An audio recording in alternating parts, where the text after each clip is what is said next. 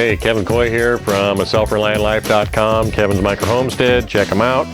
So we're working on some of the tricky parts right now. Our last video we were showing you that we were coating these with polyurethane, and these are going to be our ceiling panels. And so over a couple of day process we got these all coated and they dried and they're ready to go now. So we started putting them up, and you can see right here this is our first row across the back wall here. And we had to trim, since our overall outside dimension is 24 by 24, but our interior dimension is actually 5.5 inches on each side in.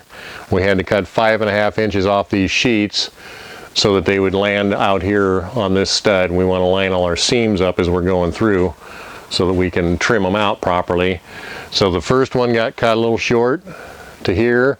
This is a full length one in the middle, full 8 feet. And then we got one that's 5.5 inches short again, butting into that wall on this side. So now we're getting ready to do our second course across here. And we've already trimmed our next sheet down 5.5 inches. And now I have to cut a hole in the sheet of plywood for this outlet right here, which is going to be where a ceiling fan goes. This is our living room space. And so we have to measure precisely where that goes. And you know, if you goof up on sheetrock, you probably lost an $8 piece of sheetrock, or you can probably use it in other parts of your house or whatever. But when you goof up a $30 sheet of plywood that you spent 2 days putting polyurethane on, it might be a little upsetting. So we have to be very accurate. We've already done one right here. And this is for our smoke detector, carbon monoxide detector, so it's sitting here. And we got a little roughed in here, a little bit oversized to fit up in there without any problems. And then our trim ring and our fixture will cover over that. It'll probably stick out about to here on either side, so nobody will see that. So we have about the same size box right here. It's about 4 by 4, okay?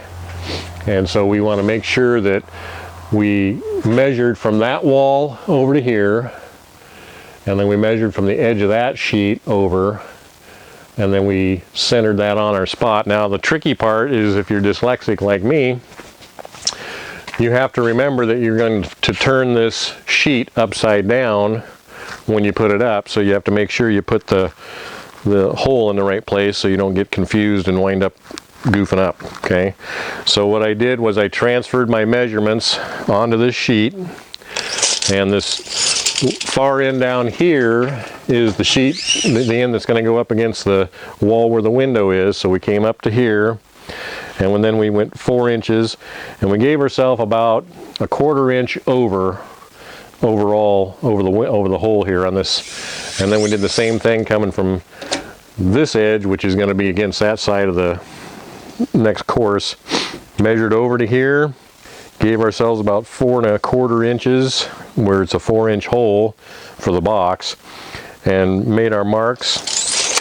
And then I just took an empty box. This is a 4-inch by 4-inch box as well, and I set it inside the markings here. I don't know how well those will show up on the camera, but I've got some little markings right here, so I kind of have a square.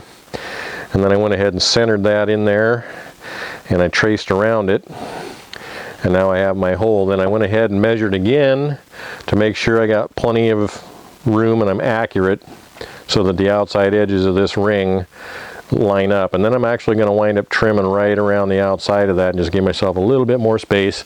So the first thing we need to do is start a pilot hole for the saw, and we're going to use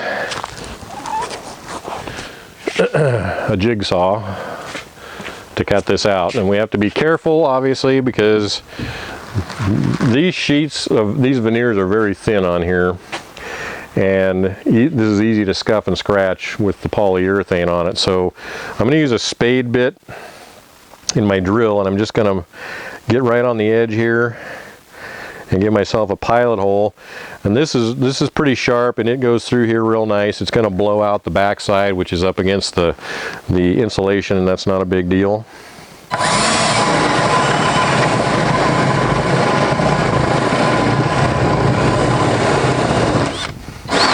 Okay, So now I got a place to start from.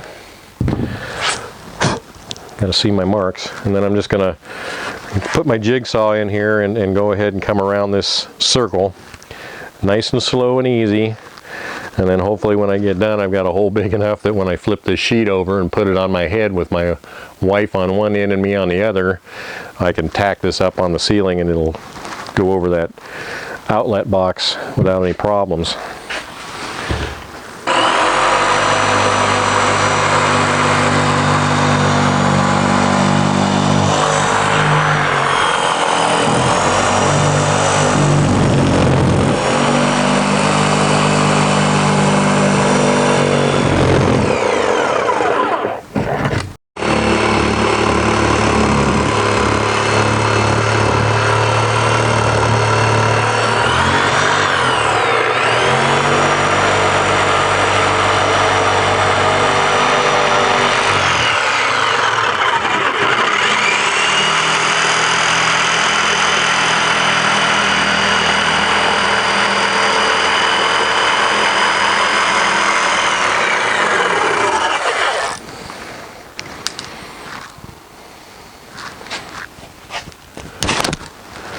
Okay, that should give us what we're looking for here is a little bit oversized hole.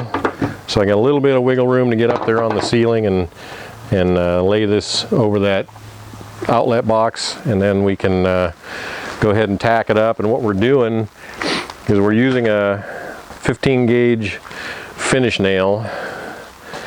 That's what they look like. They're little bitty guys. So we're using a finish nailer to tack this up, and so it's got a little bit of a head on it. And we're putting lots of them in, but the nice thing is it's nicely countersinking into the plywood up there, if you can even see it. And then we can take a little bit of wood putty that we can color match and just barely put a little teeny bit of that on there, and it'll probably with a screwdriver, and it'll just disappear. We're going to have trim pieces on the seams, so we're going to run one all the way from one end of the wall to the other this way, and then down each of these sheets across here where the two pieces come together all the way down that direction.